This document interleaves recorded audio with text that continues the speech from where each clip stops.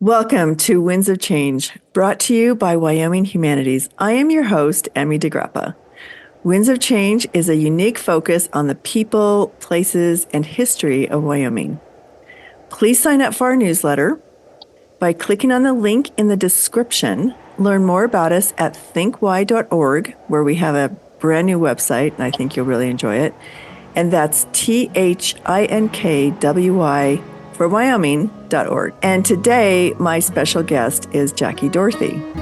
Jackie is an expert outlaw historian, which I think is super cool, and we're going to talk about that.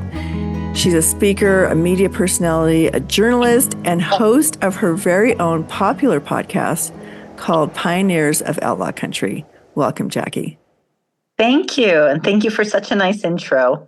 It's good to be here and just to visit and talk all things that I'm passionate about, history. I know. And I love, well, first of all, I wanted to ask you about what makes you an outlaw historian. Well, I think we'll have to go right back into when I was a kid, sitting around the dining room table with my great aunt, my grandma, and they got into an argument. It got so heated that they took us kids out of the room. But I still remember to this day, my grandma and her big sister sitting across the table, my grandma taunting Aunt Grace and saying, Daddy was an outlaw, and my aunt responding, no, he wasn't. And their voices got louder and louder. And it was just my first introduction to our own personal family history, which was that my great grandfather was an outlaw. And he married Pearl, and she was an Indian on the Indian reservation. She was Arapaho and Shoshone. And that was our family story, was part of the outlaw experience. And our family, my grandmother was proud of the fact. So my aunt might have been ashamed, but grandma thought it was cool that her dad ran around with Butch Cassidy and the Hole in the Wall gang and knew all of those people and helped with a few robberies, as family legend would say. Oh my gosh. So where did you grow up? I grew up between Wyoming and Alaska. So my dad's parents homesteaded on the reservation, and my mom's parents homesteaded up in a tiny community. And this is where I usually play, when people say they know Alaska, it's like, well, I'm from Salcha. And if they know Salcha, then I know they really know Alaska. It's a small community outside of North Pole, Alaska, outside Fairbanks. So we were in the interior. And the thing that I always experienced growing up is that Alaska is a lot like Wyoming, both very rural states, very big spaces, and very small populations. Oh, yeah. Very much like Wyoming. Wide open spaces, very few people. And once you get used to that, because I moved here well, I grew up in Colorado. And yes, there's lots of mountains. There's the Rocky Mountains. And it's so interesting how different Wyoming is from Colorado, even though they're both mountain states. But Colorado has a huge population. I mean, the Front Range is exploding. But Wyoming, no, we still have a really small population. I think it's so interesting. So what do you think contributes to our small population? Why do you think that is? Oh gosh, I don't think I've ever thought about that question. I just always just enjoyed it that we were rural. I guess a good case is that we just hosted a bunch of international travel agents, and they're from the big city, and they love the ease. They love the convenience of living in a city. They love getting away and escaping to Wyoming, experiencing this for a time, but they miss the big stores, the big restaurants, and all of that. So I think what attracts people who stay permanently in Wyoming would be they want the peace that comes with being in a wide open area and avoiding those big crowds that people from metropolitan areas are used to. So I think that what keeps our population down right now, at least, is that we don't have the convenience, but we do have the lifestyle that many people are looking for, like you and myself. Yeah, that's true. So, how did you start your podcast? Why a podcast? What was your, you said you're a journalist, and what made you fall in love with podcasting? Well, I first got led into journalism in 2003 when I moved back to Wyoming. And my parents were here and I was looking for a job. And so I got a part time job as the weekend DJ at KTRZ. So I was 93.1 Sunny FM. And I loved it. It was my dream job. I would get up at 4 in the morning on Saturdays, go in to this little studio in Riverton, Wyoming. And it was right at the time when they were making the transition from reel to digital. So it was kind of brand new technology. And I would soundtrack I would do my live intros and everything from that time on. But then I would soundtrack all of the weekend. And then I would get to drive around and listen to myself on the radio, critique it, figure out what to do better. And so that was my introduction to radio and to media. I liked it so much that led me to going to Central Wyoming College and getting my degree in electronic broadcasting. And I was an intern at Wyoming PBS. I still kept my radio job, and that continued to be my first love. So when podcasting started to boom and I kept looking at it, kept wanting to do it, and I wasn't even sure what format. I'm good at interviews. I would sit down and I had a radio show. It was called Fremont Voices, and it was on 88.1 FM, which was a college station. And so I kind of assumed that I would do another interview. Well, when I started looking at history, started kind of exploring what there were the options, I found that narrative worked better for what I wanted to tell. So I would interview people, get their stories, and then plop them into history and back up what they said with written facts. So you take the oral history, you take the written fact, and then I would combine it into like an essay. And then I put it on the radio, and then I would put sound effects and music and make it move and make it fun. And so that's how I kind of came up with Pioneers of Outlaw Country, teamed up with Hot Springs Pioneer Association, and they have been a big supporter, and they've funded it so that we're now on we're in the 20s. I can't even remember exactly, but we've been working together to get the stories of Hot Springs County on air. But I'm definitely expanding across the borders and been talking to other museums and associations that want their stories to be told in a fun, engaging manner. So that is the long story of how I got into podcasting, but gives you the background. Yeah, I think that's so interesting because I think one of my big struggles when I started podcasting was how fast the technology was changing. And, since you started in radio, you had to use an audio board, a mixer. And then going from that into now you can plug your mic in to your USB, plug in. And it's just like it's always changing. And it's become interesting for me because I feel like I started in one place and now it's just so much different. Like people podcast on their phones, for example, or from anywhere. And it does blow your mind because you think of the technology, like you were saying. I mean, at PBS, we started with what was beta tapes, and that was sort of like a fancy VHS. And then we went to mini disc, and then it was like all of a sudden things just started clicking. I mean, they used the beta tapes for, I think, 20 years with the reel to reel. And then all of a sudden mini disc lasted less than a year. And then you were on floppy disk, and then you were to the CDs, and now you're digital. And it's just when you watch that happen in real time, it really does blow you away. And it's been fun to watch, but it's challenging sometimes to keep up with the technology. Oh, absolutely. I mean, I guess that's my own little personal struggle that I have to keep changing things or keep learning new things and, just stay on that learning track all the time. Always climbing up the next learning curve. And now you have AI. Oh my gosh, right?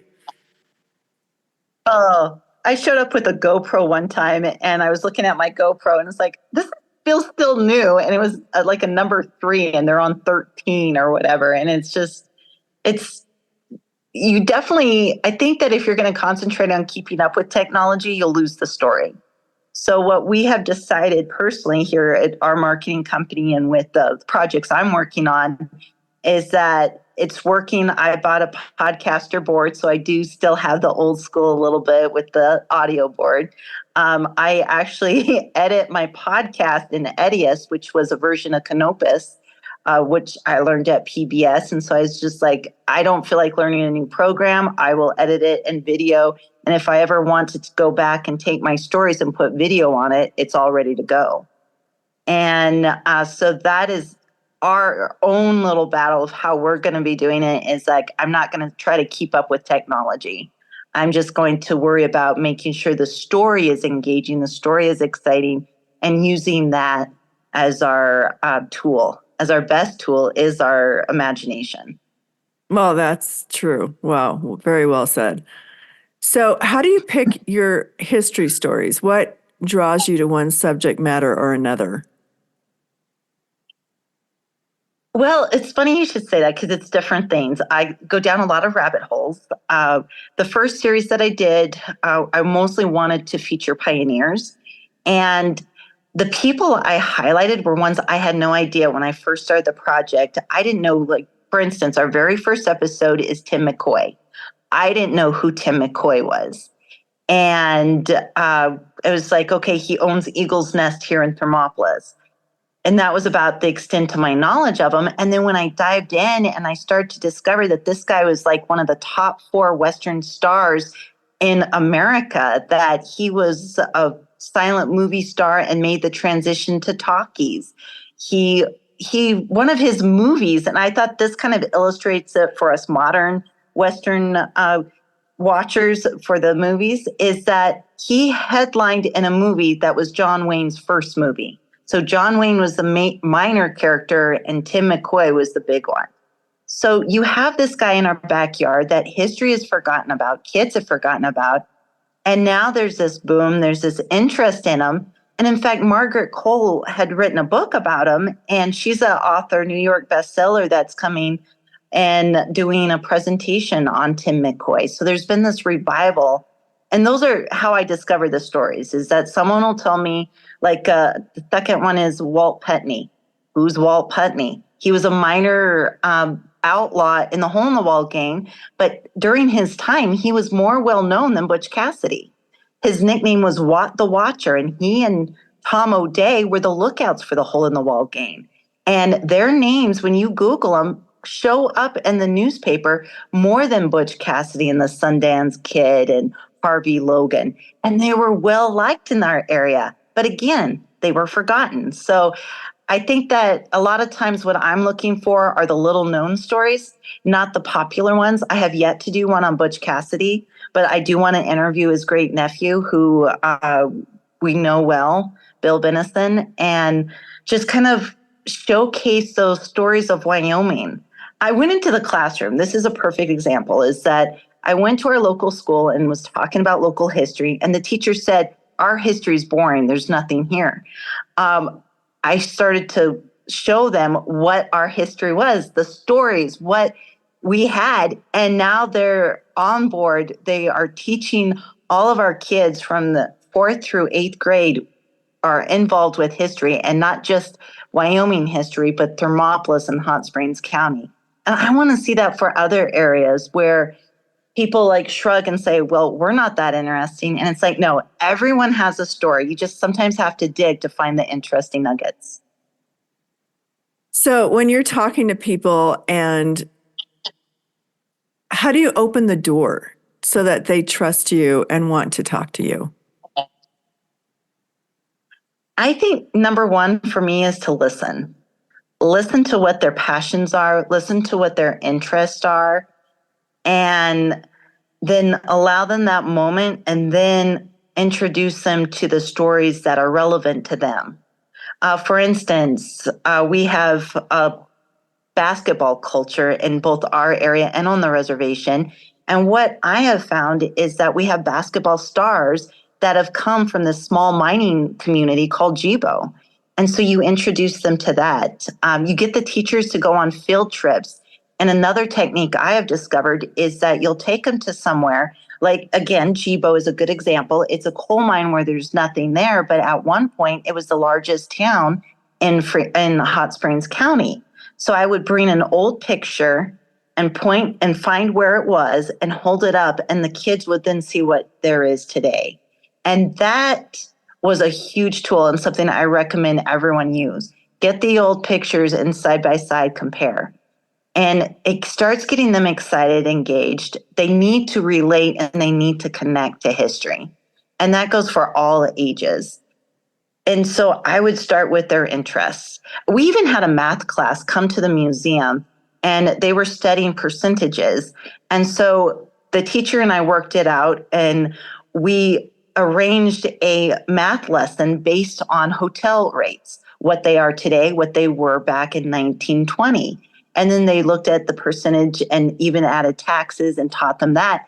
But the kids were out of the classroom. They were in the museum. They were seeing pictures of all the old hotels that used to be in our community and where they are. And it really did spark an interest. And you know the kids had fun because they complained they didn't have enough time in the museum. And that's a good complaint. Absolutely. Good job. I love that project. So let's talk about the new one that you're doing right now, which is based on Owen Wister and the Virginian. How did that one come about? Yes. That's so cool. It came about because I found a thesis at the Hot Springs County Museum written by Sister Norina Kraft. She had written it and it was called Folklore of Thermopolis. And I was interested when I was flipping through because I found some Tim McCoy stories that we had never heard before. And I thought, well, this is cool. And then I started reading on and I was like, what? Because she was writing first person account stories about Owen Wister being in our area. And you mostly think of the Medicine Bow connection that he was up in that area. And you discover that Medicine Bow was actually a short trip. He went there when he was staying at Deer Creek in 1885 to pick up fish and a lawyer from the train station for his host, Frank Walcott. So he had come down, visited, and that was the first opening section of the Virginian. But after that time, he came back for visits summer after summer, a total of over 15 years. And most of his time was spent at Fort Washakie, the Wind Rivers, and right here in Thermopolis at the Owl Creek region. He was here to camp, to fish, to hunt, and to get away from the city because he was a Harvard student who had a nervous breakdown. And his doctor had said, you need to do the camp cure, which was to come to Wyoming. So Wyoming, he was a tourist. He wasn't here for any other reason but to be a tourist. So when I found this first person account, I started really reading into it and thought, well, this will make a great podcast episode. Well, I will say that I didn't stop at one, and we are still producing. I've talked to authors. I have some great stories.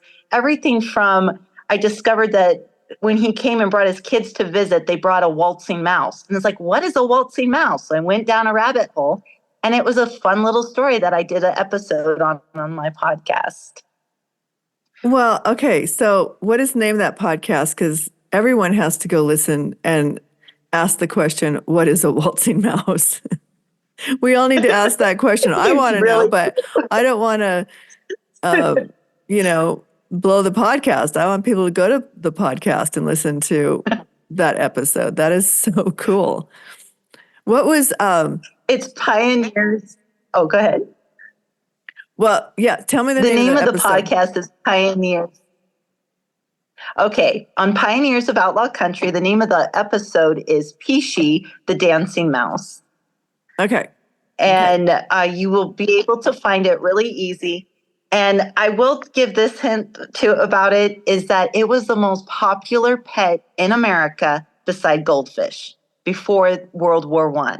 World War I cut off the supply of these dancing mice, and they were no longer available for the kids. But almost all these households across America had dancing mice, and I've never heard of them. And it was just a common thing. Oh my gosh, that's I crazy. even found children books about them. Yes. Then you dive in. I mean, like I said, you go into these rabbit holes.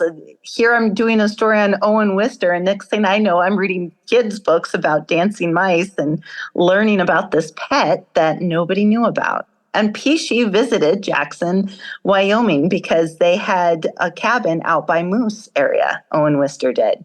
And that's where he brought his children, and it was the best summer of their lives, was coming to Wyoming. Okay, well, I'm not a fan of mice, but I am going to listen to that podcast.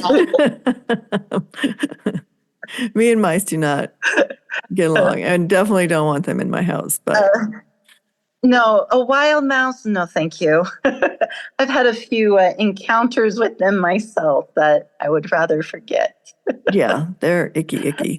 And that is just the one rabbit hole I went to. When you start the podcast, because I don't know how many people even are familiar with The Virginian. Gary Cooper, it was his very first movie that he starred into that was a talking movie. And that's what propelled him to stardom. And so I was able to include as the first episode of this series, the radio show that Gary Cooper starred in. And that is the perfect introduction to what The Virginian is about, what it portrayed. And then I highlighted some people that may or may not have been the inspiration for different characters. Because Owen Wister, his Virginian, to him was the ideal cowboy. He was a figment of Owen's imagination, but he was a composite parts of all these different cowboys. And one of them was David Pickard, and it is very definitely possible that he would have met him, but he definitely heard the story, because what Owen did is he would sit around the campfires or in the cabins late into the night listening to the tall tales of all the cowboys and these young guys, and they would share their stories. One of the stories was about this baby prank. And everyone in Hot Springs County, and I mean, I looked through the records and they all agreed that it was David Pickard, who was a French Canadian that had homesteaded across Bridger Creek. And David Pickard's his story is fascinating. And I've had the privilege of visiting with his granddaughters. And that's the other thing about our history, by the way, that I find exciting. I'm not talking about his great grandfathers. Like in my case, it was my great grandfather that was robbing or doing whatever he did to get his money. It was my dad's grandpa. And that really shows you how close Wyoming's history, how close those outlaws are to us. And the other reason I want to share their stories is the more I dive into the stories of people like David Pickard and the outlaws, is that were they really outlaws? That's the question. Because they did not break as many laws as the lawmen who pursued them or made them outlaws. Jim McLeod is another example of an outlaw who all these years I've heard of him as this bad guy. He robbed a safe. But then you find out that he was a homesteader. He had this land. He lost his land to these people. They stole it through the courts. And the money from the sale of his property that he never got was in the safe that he went and robbed. So who's the outlaw? And those are the questions that I think people need to look at and ask. Oh, every day, right? Every day. Right. I mean, it still happens. That's right? where history comes. Who's the right? real outlaw? Yeah, that history comes right home to where we are today, right? And that is so cool that you are drawing those connections, especially for kids who think that history is something old and, dusty and they can't relate to it. Black But and actually, white. history is now. And yesterday is history. It really So tell me about your native roots again. So you basically grew up in Alaska, sorry. But you spent a lot of time on the Wind River Reservation with your grandmother. Yes. So what I'll have to preface is say that I always say my parents were gypsies.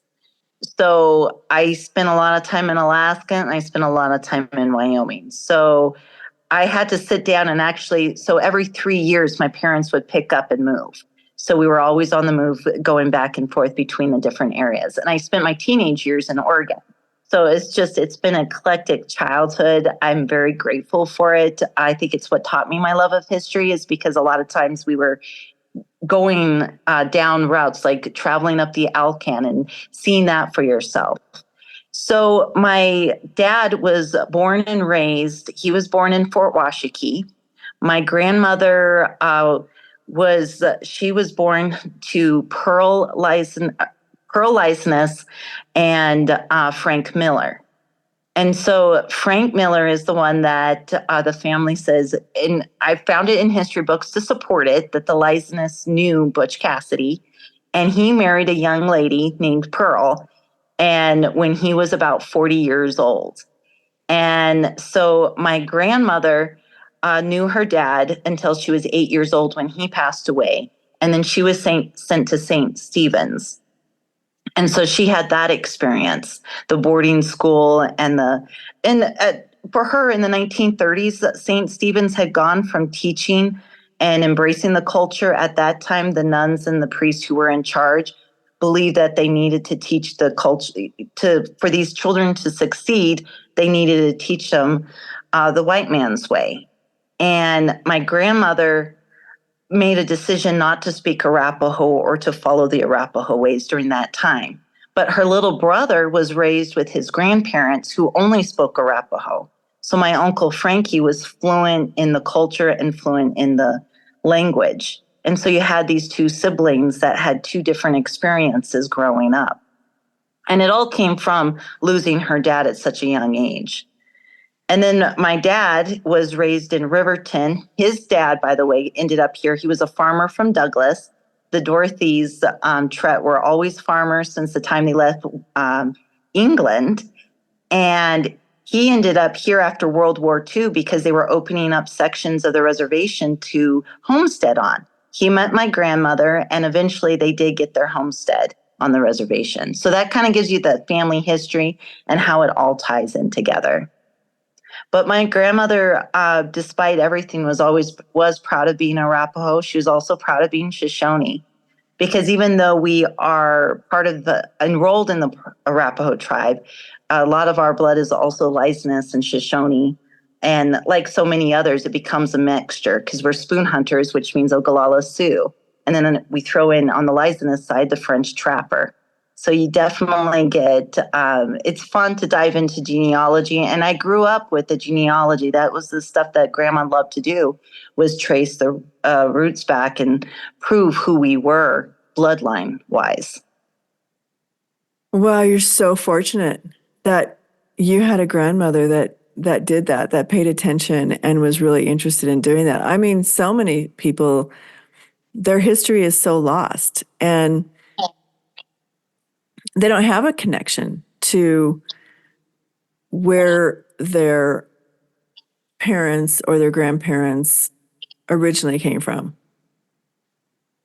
And you probably find that And maybe not so much in Wyoming. I really do think that's one of the things that Wyomingites are really proud of, is that they have, how long have you lived here? How long, what generation are you? They really like to dig into that. And we even, it is so true.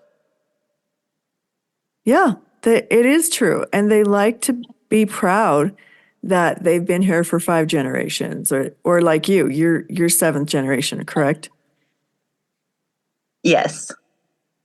Yeah. But we traced it all the way back to Climbs Up and Long Walker on our family tree. To where? Say that again. Their names were Climbs Up and Long Walker. And they had Matilda, who married, and she was our full-blooded Arapaho, who married Spoon Hunter, who started the Spoon Hunter line on the Wind River Reservation. Oh, so and so everybody interesting. gets related to everybody. Yeah, It everybody's is. It's been related. fun. And I've been very fortunate. Yes. Meeting relatives all the time. And it's on all sides of our family because my mom, her family are Balches. And I just recently met here in Thermopolis another Balch. And it's like, so we've been teasing each other that we're distant cousins.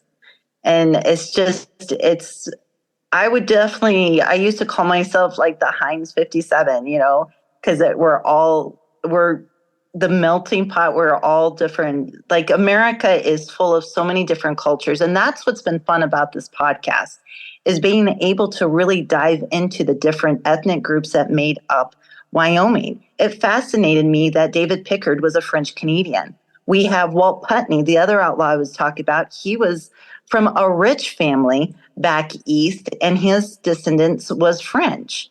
And you have all these different cultures, and they come together here in this remote area. And at that point, there was no boundaries between race. I mean, I've been reading stories where we did have people with African American descendancy, and they were accepted as well as anybody else here in Thermopolis because that's what you did. You just banded together. A cowboy was a cowboy. You had a job to do. And you'd have people coming in and confused by why is everybody sitting at the same table?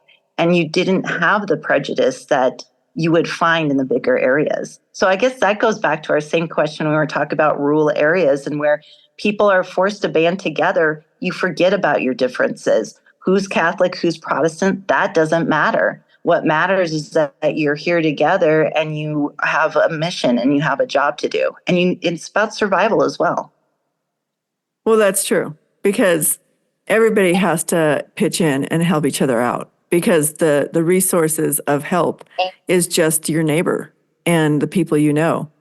And even where I live, And good luck calling an electrician around here. You better learn how to fix it yourself. So no, I that's what makes history so fun is that you look at it through, yes, we're looking through it through our modern lens, but if we can step back and look at it from what they were experiencing, what they saw, I think that would help also people connect to history and understand why certain things were done, why people felt like they did. And you find heroes in unexpected places as well. I think Butch Cassidy and his gang, they had a code of conduct. I found a quote by Ed Farlow where he said, one of the gang members, Mike Brown, looked at him and said, "We haven't sunk so low to steal from working men yet. They only stole from the rich." The train robberies that they did. I mean, you hear about like Bill Carlisle, but it happened before his time where they were not going in. They weren't the hardened criminals that you found after the Civil War. The Jesse James gang, yes, they actually were brutal. But these were just young cowboys that felt forced into outlawry. And then when they did rob a bank or something, they were very generous with their money. There's a story like of Butch Cassidy where he was at this widow's house and she was upset and he asked her what was wrong. She said, "The tax collector's coming. I owe him $75. I can't pay him." And he's like, "Don't worry about it." And he gave her the money.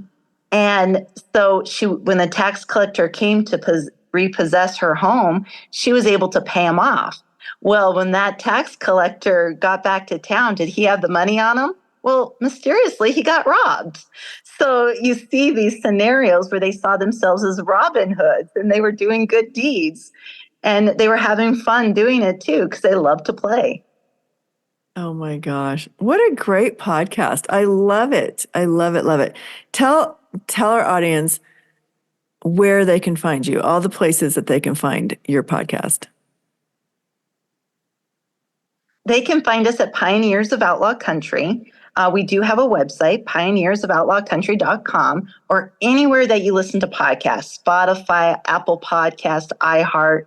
We're on all of those platforms. And if you do listen and enjoy what you hear, I would love it if you could leave a review, a written review, and just tell me and if there's any stories you want to hear or you have any leads. Just recently, we did a story for Cowboy State Daily on Wildcat Sam. And those are the kinds of stories I think people are hungry for, characters of the old day. And what they did and just having fun and enjoying. Because history doesn't always have to be serious. Yes, it was full of traumatic events, but it was also full of wonderful things that happened and exciting adventures and common people that were just trying to make a living. And their stories are worth telling too. A really popular one that I did, and it was just a written story in a magazine, was about sourdough pancakes. And it was about it was hot cakes, not pancakes when you're out on Roundup. And it was the old family recipe, and she just rattled it off, and I had to put it down into format for a recipe, but included the story of how her dad, was Raymond Pickard, and this is David Pickard's granddaughter, was talking about these hot cakes that they ate on Roundup and every time they were on the ranch. And those stories people love and like to listen to. Oh my gosh. And you And got I the think it just recipe? connects us for history. Yes, yes, I can send it to you. I need it because I'm baking sourdough bread now. I love it. What I liked about it is she even told how to make the starter and how not to ruin the starter. Because I told her, yeah, I've never made sourdough. And she goes, how is that possible? I was like, I never was taught. I never really sat down and thought about it. So those are the kind of the treasures that you find when you're doing, and it was unexpected. We were there to talk about her grandfather, his connection to the Outlaws and Butch Cassidy. It had nothing to do with sourdough hotcakes. And that was what I left with. The memory I have and what I'll always cherish is now I know, and I have that recipe that I can share with others that will continue to pass down through the generations. Oh my gosh. Love it. Love it. Love it. Love it. That is so cool, Jackie. You're doing such great work. I am so excited to listen about the dancing mouse, but now I have to, really listen about the sourdough pancakes because I make sourdough bread all the time. Love it, love it, love it. So, and it's so healthy for you. And well, that's good to hear. It is. It really was simple ingredients. And where I put that was I help with the Thermopolis tourism. And so we put together the Thermopolis magazine, and you'll find all these history stories. We're getting ready to release our next one, which talks about Thermopolis's outlaw beginnings. And just, it's been a fun adventure, just kind of seeing what stories we can come up with next. And there's so many. I mean, I have a list. When you're talking about the podcast, the problem I have is what stories do I do next? Who am I going to do? I wanted to do a story on Bill Carlisle, and I didn't realize how much information there was out there on him. So it's like my one little podcast might end up being a little bit more on him as I dive into his story. We actually have in the American Heritage Center an interview with this gentleman, Bandit, his voice on tape talking about the times that he robbed those 4 trains in Wyoming. He was the last train robber here that we had. And they have his voice. Those are the kind of treasures we have that who knew? So do you have to do a lot of digging, like going to State Archive, the State Archive Museum, or, where's all this stuff kept? I mean, how do you find it? I usually start with the Wyoming History Project, the Wyoming Newspaper Project. And so I believe it's wyomingnewspaper.org.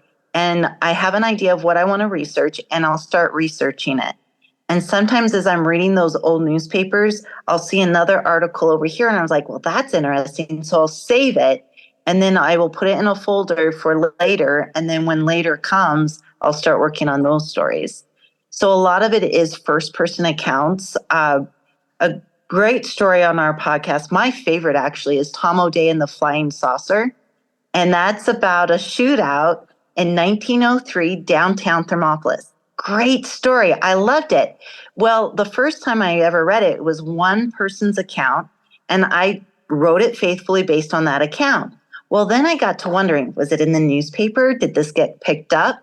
And I went into the newspaper and I found firsthand accounts of this gunfight and what people thought of Tom O'Day, which was actually very favorable. They were all cheering for him through this gunfight that made headlines across Wyoming.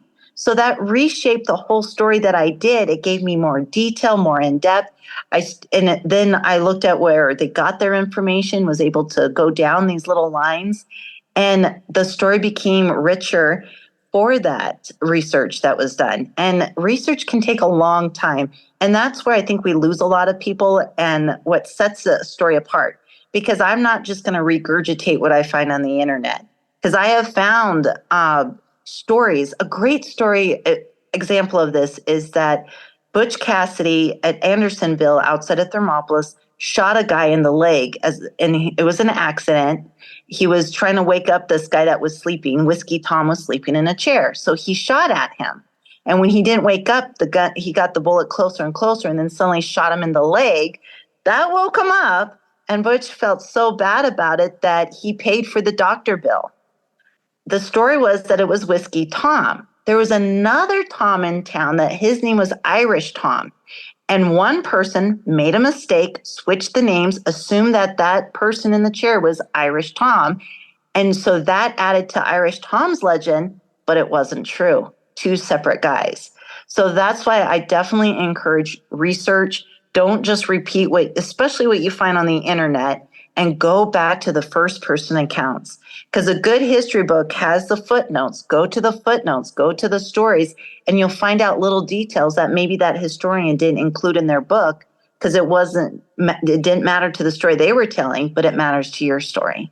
What a great teacher you are. I mean, just learning how to do that and has taken a lot of love, passion, and time. So I really appreciate your time today. And it's been such an honor talking to you. Well, it's been a pleasure as well. I will give one last plug. Wyoming History Day just happened this past week, and we had over 120 kids from around Wyoming show up with their history projects. And we're hoping to see that number increase. And I'm just excited to see their enthusiasm. And that's what we're here for, is for the future. Our history is for our future. And the kids are our future. That is a great vision. That's such a great goal to have. Absolutely. Thank you so much.